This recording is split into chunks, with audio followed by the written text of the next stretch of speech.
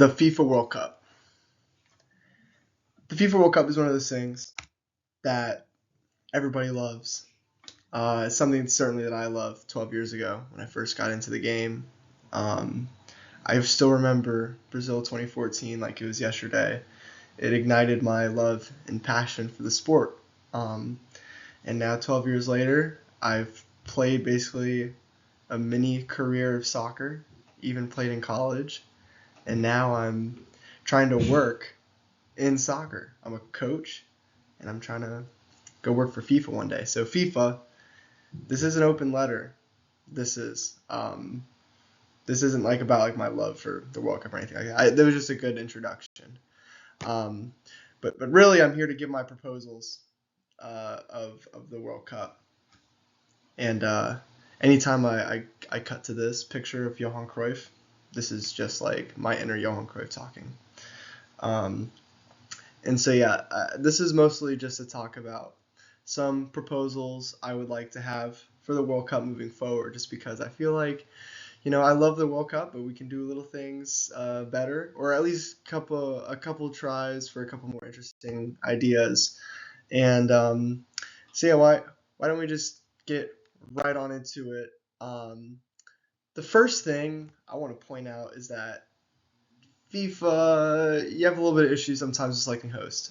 I try and give every single host the benefit of the doubt when it comes to the World Cup because you kind of have to be okay with new. You can't just have the same hosts over and over and over again. Like, nobody just wants to see the same country's host. Yes, we all know Brazil and England and Germany can all host a World Cup. We all know the United States can host a World Cup.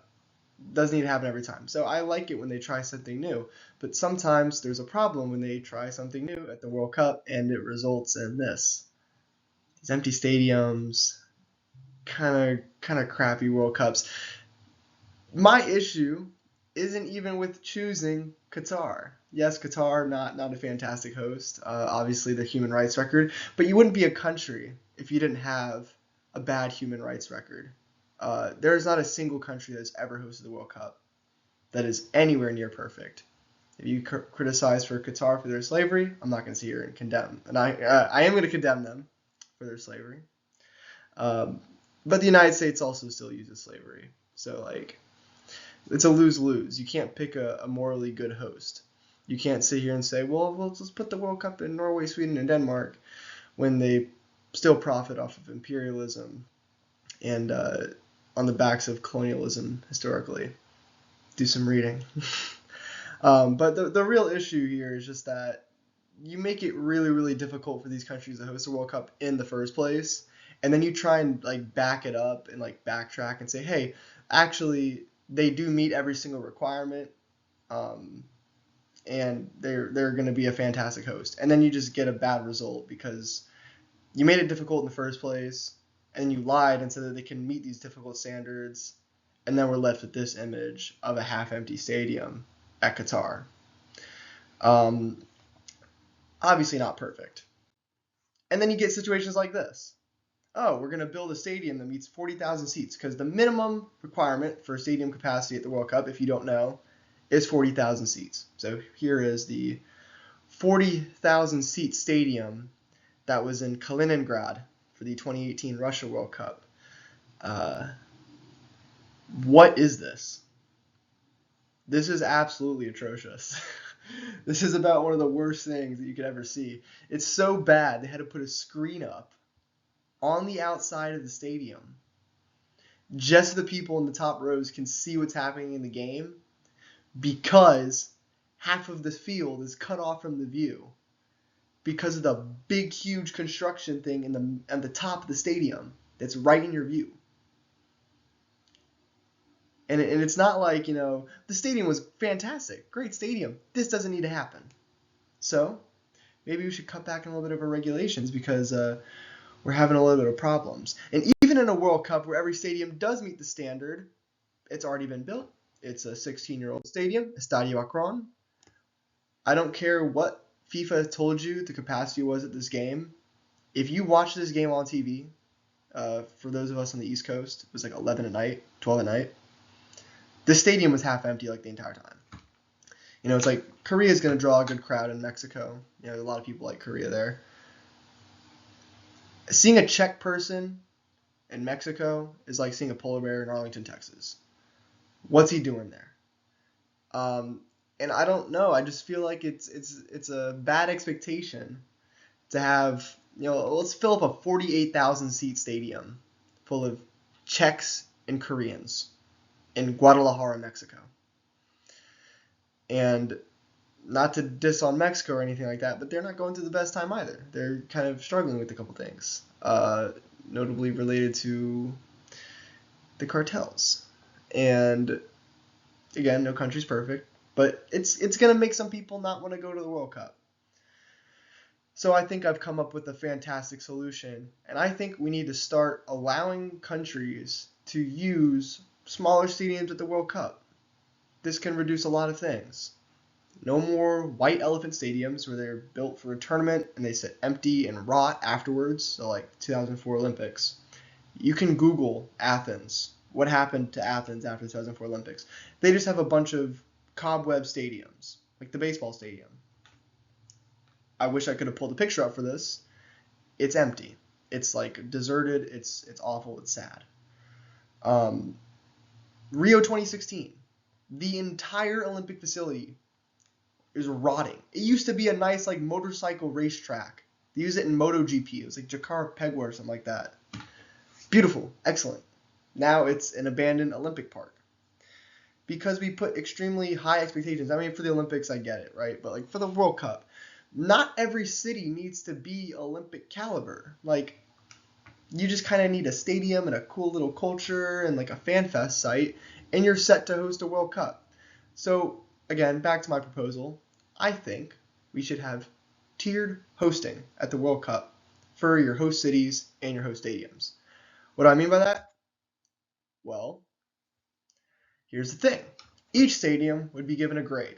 So, like, I don't know. Let's use England as an example because they're the stadium capacities I can think of easiest on the top of my head. A grade A stadium is like Wembley. It's huge. A grade A stadium is like Anfield. It's above 60,000 seats. It's a big stadium. That could host a World Cup semifinal. That could bring in a ton of people into that stadium. A grade B stadium is like your 35,000 to 60,000 seat stadium. A stadium that could sit quite a bit of people for like a couple big countries or teams that could pull big numbers. So this is like your St. James's Parks. This is your Stadium of Light. This is your Villa Park. This is your grade B, right? These are the stadiums that'll get you somewhere. They'll get a good attendance. Everything that you can expect under 35,000 in attendance needs to be a grade C stadium. And a grade C stadium doesn't just have to be in a grade C stadium in a grade A city, right? You don't have to be picking Selhurst Park in London. You could pick Carrow Road in Norwich, right? It doesn't have to be this big, massive city, right? For the World Cup in the United States this past summer, Nashville could have been a fantastic grade C city and a stadium. Geodis Park, or however you pronounce it, that's a beautiful state-of-the-art stadium, and it doesn't get to host a World Cup match. Another thing I feel like having a grade C city and a stadium does for a World Cup is not only does it give exposure for that city hosting an international sporting event, it brings people out of this city and be like, oh, I wonder what's going on. I wonder, who plays for Saudi Arabia and who plays for Bosnia. Like a kid from Nashville. I just want to go see the soccer game because it's in my city. That would be so nice. Not only does it do that, but everyone coming into Nashville, so for the 50 people from Saudi Arabia and the 12 people from Bosnia that go support their team for this World Cup and they go to Nashville, they're going to get a taste of Tennessee. And they get to see what the culture is like in Nashville, Tennessee. And now they have this connection between Nashville and Saudi Arabia, between Nashville and Bosnia. And that's something that like only the World Cup really does, I feel like. Unless it's like a expo event or something like that. This is something that the World Cup can do. It's supposed to unite people from all different cultures, and what's better than a niche culture and a niche culture blending together for the love of the beautiful game? I just feel like that's so perfect. Like, I honestly would love to watch a grade C match in a grade C stadium. I want to go see Cape Verde play against El Salvador in St. Louis. I want to see that. And I'm going to use that example. As the World Cup expert I am, I know that they would absolutely both be ranked like in the bottom pot, but I have another idea I want to get into later. But for now, we're sticking to the stadiums. And yeah, I just feel like this is a fantastic use of all these different venues. You don't have to exhaust the same stadiums over and over again, and you get to give a chance to these smaller cities, these smaller venues, to host the World Cup. And this also makes it easier for prospective hosts to be able to now host a game, without having to build this big, massive stadium in this tiny little city, right? Another thing I want to point out before I go to the next bit, actually, I'm going to go to the next bit with this. Whatever you expect a high amount of attendance to be is what determines a grade, or grade A, right? So like Nigeria, I can't go back. Nigeria is a middle-ranked country, right? They didn't qualify for the past World Cup, but we know they're a fantastic national team. But they're not going to be in the top 16 countries in the world. They're probably not going to be in the top 20 countries in the world going to the next World Cup, even with the fantastic players. They're going to be around that middle of the pack country. They qualify for the World Cup. They would be in a bunch of grade A games because Nigerians travel well. So if the World Cup is in England, we know there are so many Nigerians in England that are going to go and support their country. So Nigeria is going to get a bunch of games in big stadiums because you can sell those tickets and you don't have to price them up like crazy. Nigerians will buy them. Even if you did price them up crazy, Nigerians will buy those tickets. And I use this picture from Euro 2024. This was taken in Gelsenkirchen. This is the Schalke Stadium, the Veltins Arena. This is a game between England and Slovakia. Sold out. England is going to travel well to anything. Now, if it's in Europe especially, they're going to travel extremely well. But either way, they're going to travel well. It doesn't matter if it's in Brazil. It doesn't matter if it's in South Africa. It doesn't matter if it's in Central African Republic. England's going to travel well to a World Cup game. They'll fill up a stadium. But you give a chance for a country like Slovakia, who's really close to Germany. Slovakia is going to travel extremely well to a game in Germany. There's going to be a bunch of Slovakians who live in Germany. They're going to go want to see this game. And so now you get to judge this game now based on like, oh, it's England versus Germany. We're going to put this in the big stadium. Or it's England versus Portugal. We're going to put this in the big stadium. No, this is England and Slovakia. We're going to put it in the big stadium because Slovakia is going to go to that game and England's going to fill it up too. So that's excellent. And then just going back down to looking at those smaller teams, smaller countries, right? Like, I think it's totally fine to look at a schedule and say, wow, I don't really think that Algeria and Jordan are going to sell out Old Trafford. I don't think Algeria and Jordan, I mean, the United States is kind of a different case. The United States sold out almost every single game. But in the case that the United States specifically didn't, right? Algeria and Jordan, are they going to fill up Arrowhead? I think they did. But they might not, right? The United States is a melting pot, so we get people from all over anyways. But if it was like Old Trafford, if it's England, Algeria and Jordan might not travel that well to Old Trafford. Let's put them in Brighton, right? So here it's like, let's fill up a small, beautiful stadium instead of having the same amount of people go to the game just in a bigger stadium and now it's half empty and you just used up the pitch. That's kind of hard, right? That's difficult. But you should be able to look at a schedule and say, okay, these teams need to be playing in the stadium. So what I would propose is, after you do a group draw, you look at who's playing who, and then you decide where they're going to play. On top of that, I also have a cluster World Cup idea. I'm not putting it in this because I'm having an interesting twist on this where I'm combining my two proposals in one. So the clusters might be a little bit more difficult. I haven't really thought it out for this new proposal I've made. But clusters basically means like what the United States, Mexico, and Canada did.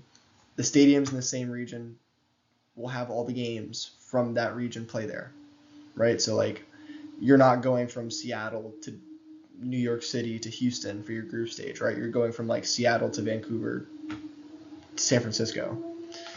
makes it really easy. But yeah, I would cluster it as well. So like you have like a grade A, a grade B, grade C. You'd have at least one grade stadium for each cluster.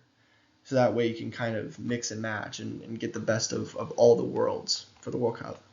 Yeah, I think that'd be pretty cool. My second proposal, you're wondering, why is there a Champions League logo right there? Well, I've taken a lot of inspiration from the UEFA Champions League, and I think a league phase for the World Cup would be fantastic. Why not? Why not? Why not a league phase? Well, why a league phase? Because there's a lot of reasons as to why not. It's confusing. People have a hard time figuring out how the Champions League works. It's been going on like this for like 2 years now, and people are having a hard time figuring out how the league phase works. So I'm going to try and simplify it a little bit, okay? Why a league phase? 3 games kind of sucks. That's not enough. And if you're a country that's going to the World Cup for the first time in like 52 years, you might be wanting to play more than 3 games, and you also might not want to be playing all your games against Brazil, Morocco, and Scotland. So sorry to all the Haitians out there who thought they had a chance at this World Cup. I was rooting for Haiti. I think that they got really unlucky, not just in their games, but with their draw in the first place. They got drawn into a group of super death, and then it was Haiti, little Haiti. It's been 52 years since you're at the World Cup in 1974, and now you're back, and you're facing 2 teams that could win the World Cup, Brazil and Morocco, in one country that if they decide to wake up in that morning, they might be able to make it to a knockout stage game for once. So yeah, I think Haiti deserves more than 1 game. I also think that there's more than 3 games. I think they deserve more than 3 games. I also think that they deserve a game against a team that they could actually compete against.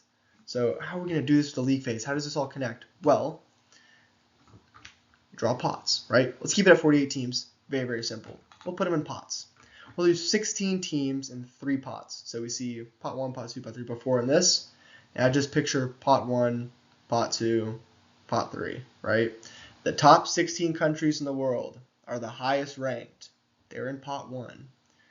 The next 17 through 32 countries, they're going to go in pot B. They're the middle countries, right? And the bottom 33 through 48 ranked countries going into the next World Cup would be put in pot C. You are going to draw 8 teams, which is half from each pot, into 2 groups. Just 2. 2 groups of 24 teams. That's a lot of teams in a group. You're not going to be able to play that many group stage games. Well, this is why we put them in pots. So, if you're a pot A team, you're playing, well, all teams are playing 5 games in the group stage. You get 5 group stage games. Guaranteed 5 games. That's awesome for a World Cup. A pot A team will play against 2 pot B teams. That's 2 games. They'll play against 2 pot C teams. That's 4 games. And they get 1 game against a pot A team. So they get 5 total games. Once against their own, 2 against another pot, 2 against another pot. This way, we get to see countries of lower rank being able to play against each other regularly at the World Cup. So if we went by my rankings, Bosnia and Qatar would both be pot C teams. And now every country that's on the level of Bosnia and Qatar would get to play against each other in a stadium that is to the size that they could expect a crowd. Yeah? Every team plays 5 games, depending on what pot you're in. Depends on who you're playing. And another thing that this does extremely well is we've increased the amount of group stage games by doing this. We get like the amount of group stage games in total, right? It's just so much more. So imagine the 3.6 million world record World Cup attendance times 2 in just the group stage alone. I think that'd be awesome. And an even more awesome thing that I would brag about for this is that maybe you don't break the world record for attendance. It's going to be difficult to break the world cup record for attendance, especially competing with the United States of America, where every stadium is huge and every stadium gets filled up. If you go to England, they don't have as many big stadiums. If you go to Brazil, they don't have as many big stadiums. If you go to Japan, they don't have as many big stadiums. Even China, who has a bunch of stadiums, probably wouldn't use all their biggest ones at the World Cup because they're a bunch of athletics stadiums. They would use their football stadiums. I would even brag about capacity percentage filled at the World Cup. I would be like, we got 99.4% or 98% filled stadiums at the World Cup. This is the greatest percentage of a stadiums filled at a World Cup in history. The most butts and seats per whatever, right? I think that'd be so fantastic. I think that'd be such an awesome thing to brag about. I think that's a bigger thing. That's more important than a total number, right? It's also there's more sustainability to it. Now I've got to give you an example because I've got to nerd out. So let me give you my proposal for a league-phased, dynamic, tiered hosting model FIFA World Cup using Scotland and England.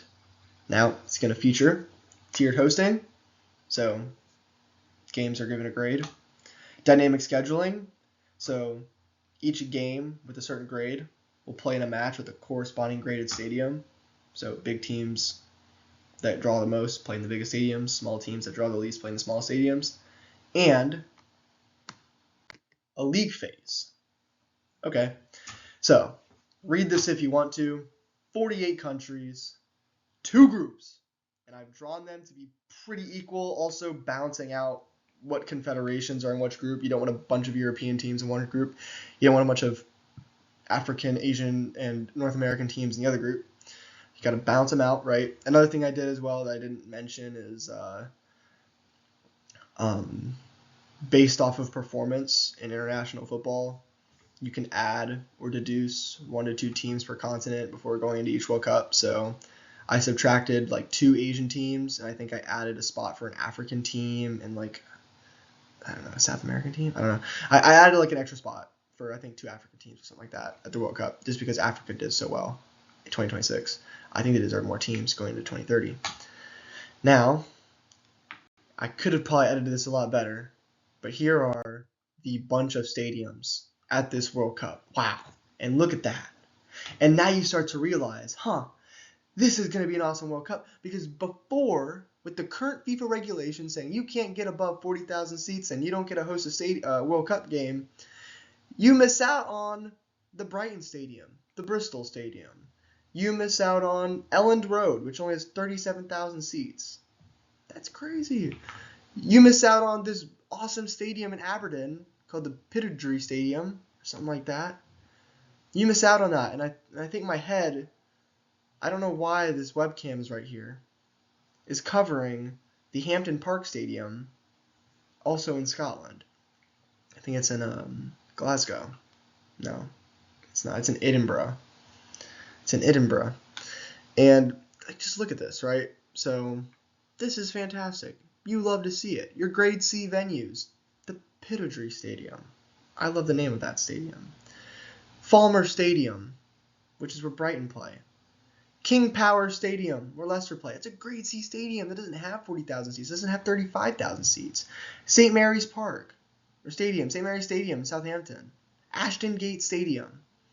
And then like a ton of other stadiums would be eligible too. Craven Cottage, Selhurst Park, the Bolton Stadium, the Blackburn Stadium, the Sheffield Stadium. All these stadiums, Sheffield United Stadium, right? All these stadiums are now able to host a World Cup game where they previously weren't able to. And so we're not missing all the big stadiums. We still have them all. Wembley, Tottenham Hotspur Stadium, Old Trafford, Anfield, Etihad,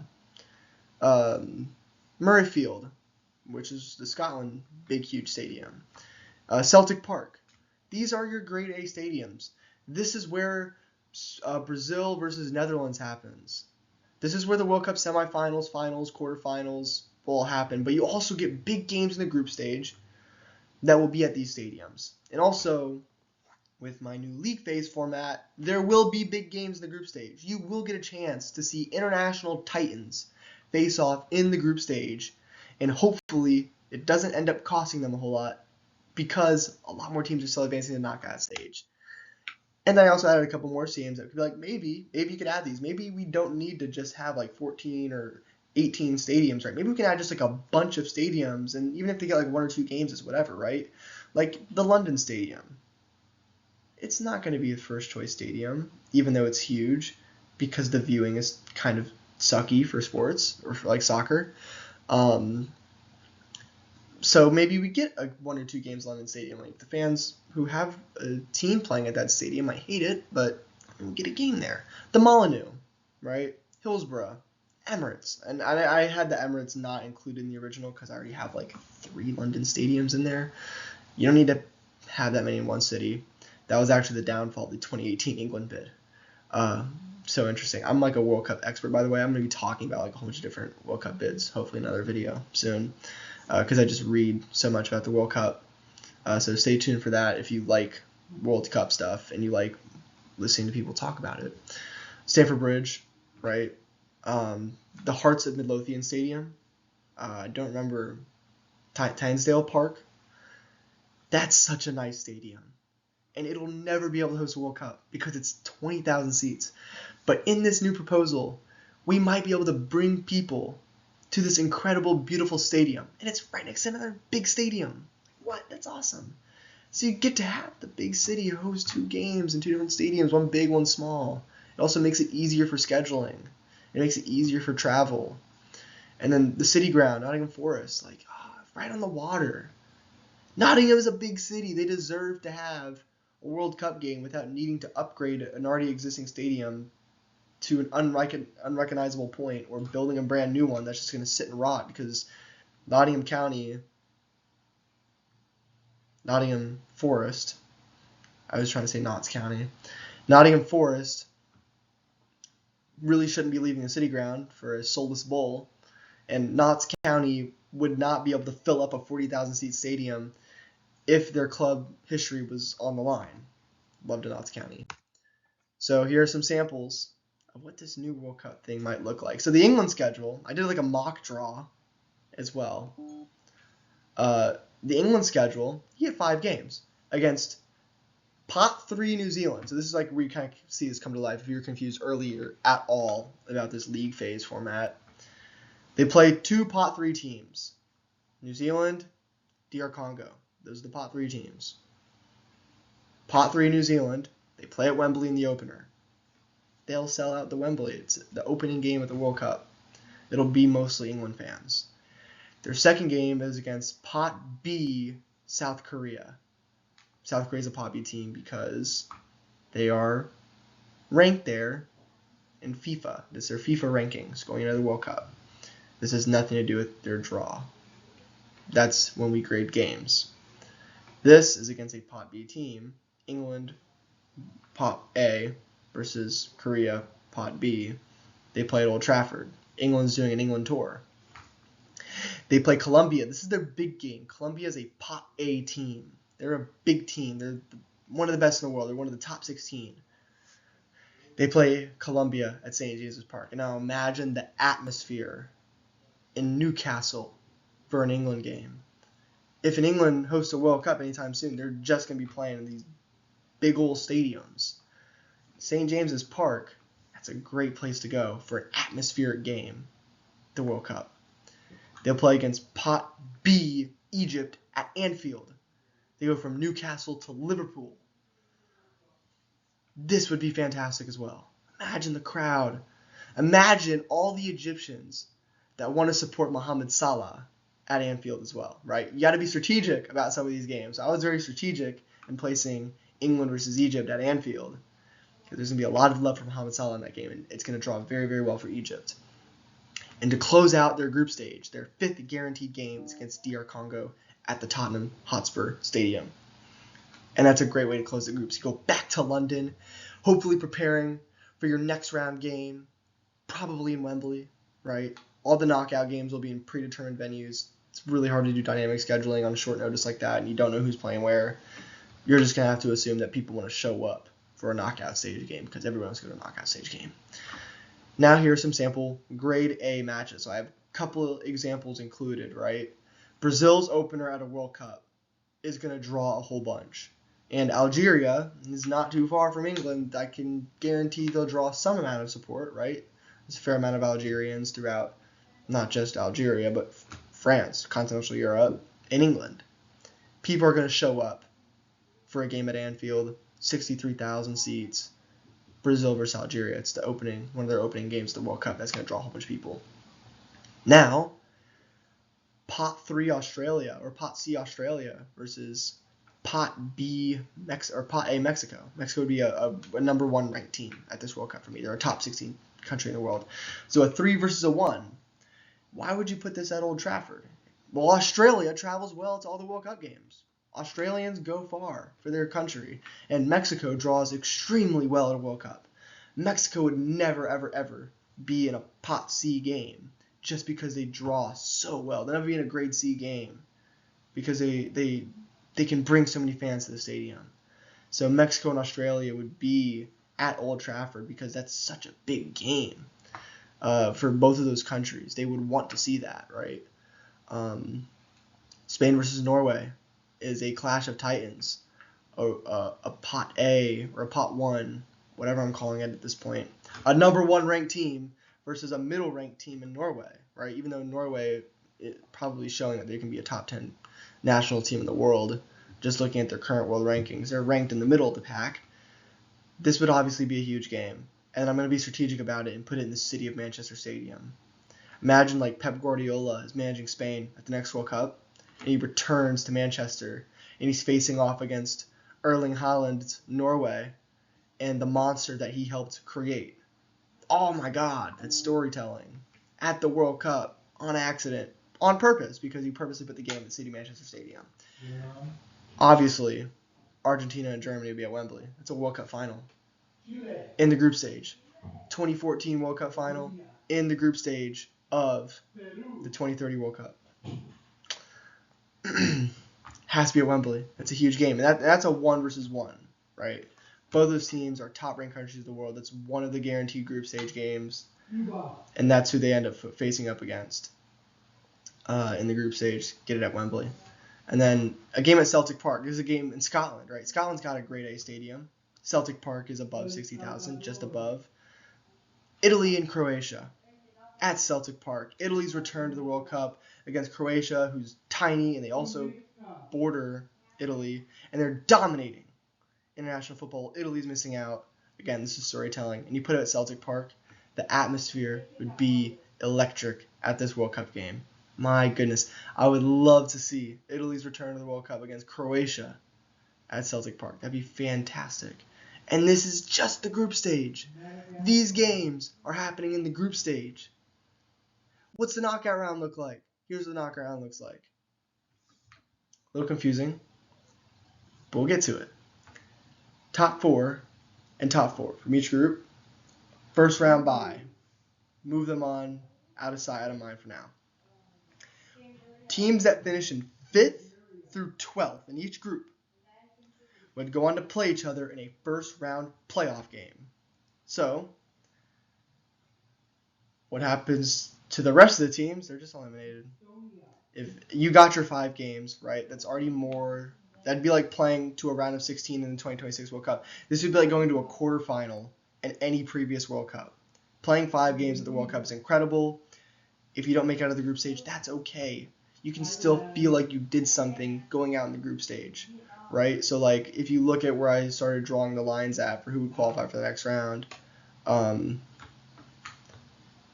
Algeria is a knockout level team, but like if they don't qualify for the knockout stage, that's okay. They played 5 games at the World Cup and they finished right on the cusp. Cote d'Ivoire, Turkey, Nigeria, Hungary, right? Playing 5 games at the World Cup would be incredible. Or look at a country that has struggled to get to the World Cup. Honduras, right? My love for Honduras. I'm Honduran. Love Honduras. But we're never going to be qualifying for the World Cup anytime soon with the way we're going. And if we did, I know 3 games and it's done. Honduras does not have a chance at going past the group stage, especially if we had Haiti's group, or if, God forbid, we had Curaçao's group. If Honduras had replaced Curaçao at the World Cup, and we have a group with Germany, Cote d'Ivoire, and Ecuador.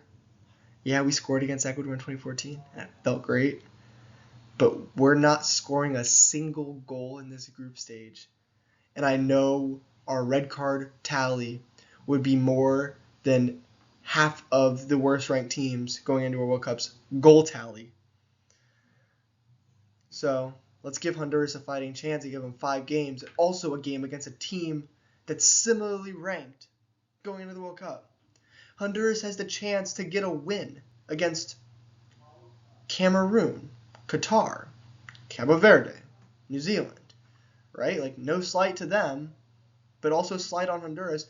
We're in the bottom rank, and we're probably never going to get a World Cup game. We're probably never going to be playing more than 3.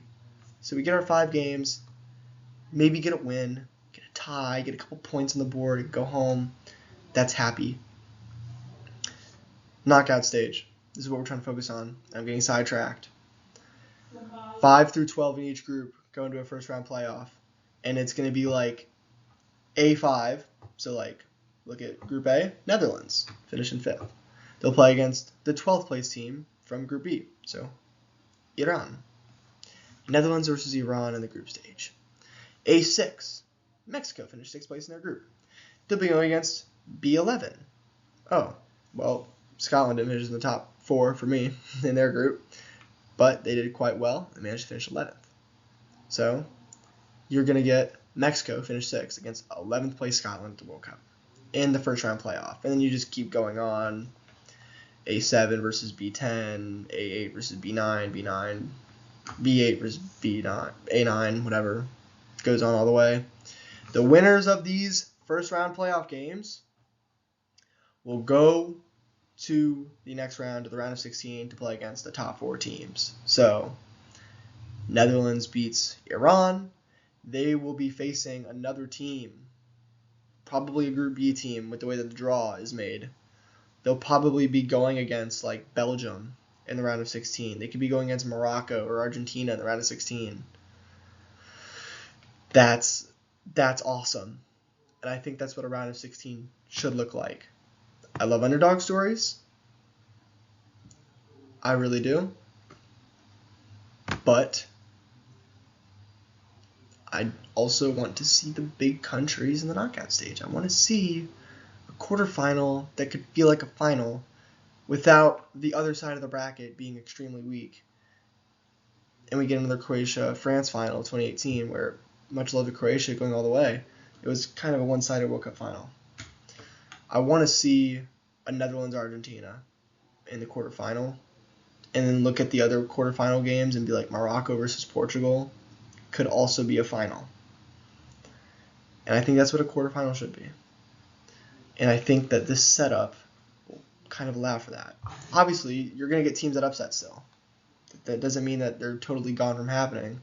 But, the big countries still get to move on. You still get a pretty interesting World Cup. You still get some cool teams in there. Still get a couple surprises. But it's going to be mostly familiar. Final thoughts. And my face. I added this because I thought that my face wasn't going to be here the whole time. I'm a little disappointed by that. Might even just re-record this 40-minute video and take my face out of it. My final thoughts, I think that this is the way forward for the World Cup. It might be different from what most people expect. This is probably something that a lot of people will be like, hell no. This doesn't make sense at all. Why would you do this? You're ruining the World Cup. Just keep it 32 teams in 8 groups and 4 teams in each group and blah, blah, blah. Right? But you got to be thinking bigger picture sometimes. You got to put a little bit of critical thinking into something. It can't just always be like the old way. I want to see 48 teams at the World Cup. Maybe not 64.